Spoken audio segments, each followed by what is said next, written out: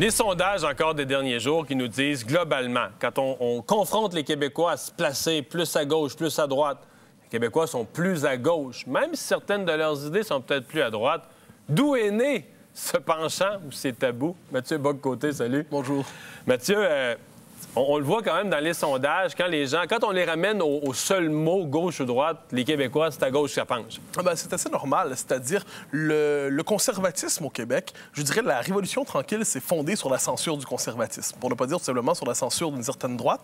L'idée était la suivante, le Québec fait son entrée dans la modernité c'est à gauche, et conséquemment, ceux qui s'opposeront d'une manière ou de l'autre à un certain consensus progressiste ou un certain consensus de gauche seront toujours accusés finalement de vouloir nous ramener à la grande noirceur. Mais même des années 90-2000, oui, c'est un argument cette idée de retour dans le passé, des vieilles idées ou de contre retour... l'ADQ, par exemple, je crois que tu l'as connu, mais pas seulement toi, le langage était toujours le suivant. Le conservatisme n'est pas un point de vue légitime dans le débat public. C'est soit une idée étrangère importée des États-Unis et en cela mauvaise, ou alors c'est l'expression d'un vieux passé qu'on ne parvient pas à liquider. Mais dans un cas comme dans l'autre, on se retrouve avec l'idée du conservatisme comme une maladie honteuse et qui n'est pas légitime dans le débat public. Et ça, on le voit en ce moment. Le paradoxe étant, bien évidemment, que si les Québécois ne disposent pas de mots pour nommer leur sensibilité, ils sont souvent beaucoup plus conservateurs qu'ils ne le croient eux-mêmes. Oui, parce que là, quand on regarde les choses, on prend ça morceau par morceau, il y a un paquet d'éléments où il y avait des consensus québécois il y a 20 ans, par exemple, tout le monde pensait pareil. Et là, ça se fissure, ça se fracture. Il y a je dirais, une fracture du consensus progressiste québécois. Une fracture, par exemple, on peut le voir sur plusieurs affaires, et pas seulement, je précise, sur les questions économiques. Parce que c'est souvent la grande erreur d'une certaine droite que de ne se préoccuper que d'une vision comptable, que d'une vision économique. Le refus de la réforme scolaire, la critique du manque d'autorité, par exemple, dans l'école, la critique de la surbureaucratisation de notre société, la critique d'un certain... Donc, ce que tu nommes là, c'est des affaires... je les reprends. Mettons, trop de bureaucratie. Trop de bureaucratie. 75-80 des gens adhéreraient à ça. Bien sûr. Critique de la réforme scolaire. Ça, il y a une immense majorité à l'extérieur du ministère de l'Éducation.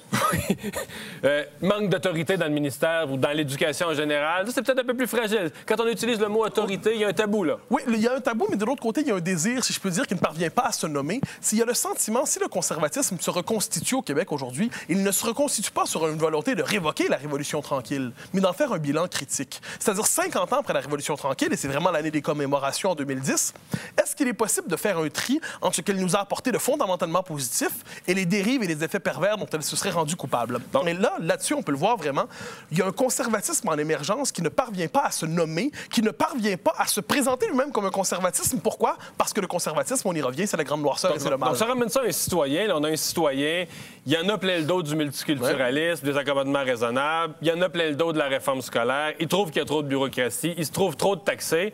Mais quand tu vas l'amener dans un sondage ou dans une discussion autour de la table, tu vas l'amener devant le choix de se nommer lui-même comme étant à droite. Il va dire qu'il est de gauche. Il va nous dire au centre, mais il ne sera pas de droite, parce que la droite, c'est le territoire honteux. Si je peux dire, vous remarquerez même, il y a quelque chose, une manière de disqualifier dans le débat public. C'est que lorsqu'une idée commence à faire problème, qu'est-ce qu'on va dire? On va dire ça, c'est une idée de droite. Puisqu'elle est étiquetée de droite, elle n'est donc plus légitime dans le débat public. Et ce qu'il faut voir là-dedans, c'est ça le drame, c'est que dans une société normale, il y a un principe d'équilibre. Il y a de bonnes idées à gauche, il y a de bonnes idées à droite, et le débat entre ces deux camps est légitime. Au Québec, ce qu'on semble vouloir quelquefois, c'est un débat en différentes nuances du progressisme, mais lorsqu'un certain conservatisme décomplexé émerge dans l'espace public, alors on l'accuse soit de simplisme, soit de masquer des intérêts inavouables, ou encore d'être l'expression d'une passion populiste inacceptable. Oh là, c'est le danger, ça. Mais ça, c'est le danger. C'est le danger. Le populisme, c'est l'autre manière de nommer la dissidence du peuple par rapport à ses élites. Alors, qu'est-ce qu'on peut voir par rapport à ça? Eh bien, on se retrouve avec un système qui tolère de moins en moins une diversité de débats d'idées, et ce conservatisme, comme je le dis, c'est l'angle mort du Québec officiel. Ouais. Il y a une affaire qui me frappe, moi. Quand on parle de la gauche, on parle des résultats. On veut éliminer la pauvreté. Quand on parle de la droite, c'est comme si on parle des moyens. Si on parle de réduire la bureaucratie, c'est comme si on... À tort ou à raison, la droite a de la misère à nommer ses résultats, sa volonté d'atteindre des choses précises. En fait, il y a un double problème là-dedans. D'un côté, il y a une certaine gauche qui est toujours parvenue à s'innocenter par la noblesse de ses intentions. Donc, peu importe le résultat, puisque l'horizon est si noble, enfin, effectivement, puisque ça ne marche pas, nous sommes plutôt devant une espèce de le bouclier de l'intention. Et une certaine droite, par ailleurs, aussi, s'est neutralisée. On le voit quelquefois lorsqu'une droite nous dit on a les mêmes objectifs que la gauche, simplement qu'on a d'autres moyens. Autrement dit, elle est incapable de fournir son propre discours, et par ailleurs, puisqu'on ne lui reconnaît aucune noblesse d'intention, eh bien, on voit simplement les moyens qu'elle propose, réduction de la bureaucratie, ainsi de suite, comme les instruments au service de la torture. Mon image à moi, c'est que dans le voyage, la gauche dit on s'en va vers une île magnifique. La droite a de la misère à faire visualiser son île. Donc, elle dit, nous autres, on va s'en aller en avion, on va passer à la sécurité, il va y avoir de la turbulence, mais on oublie la destination. Ben, c'est absolument juste. L'image est assez bonne là-dessus. Est-ce qu'un conservatiste pourrait être capable de formuler sa propre vision des choses? Ça reste à voir. Merci, Mathieu. Après la pause, le rêve de travailler à partir de la maison. Est-ce réaliste?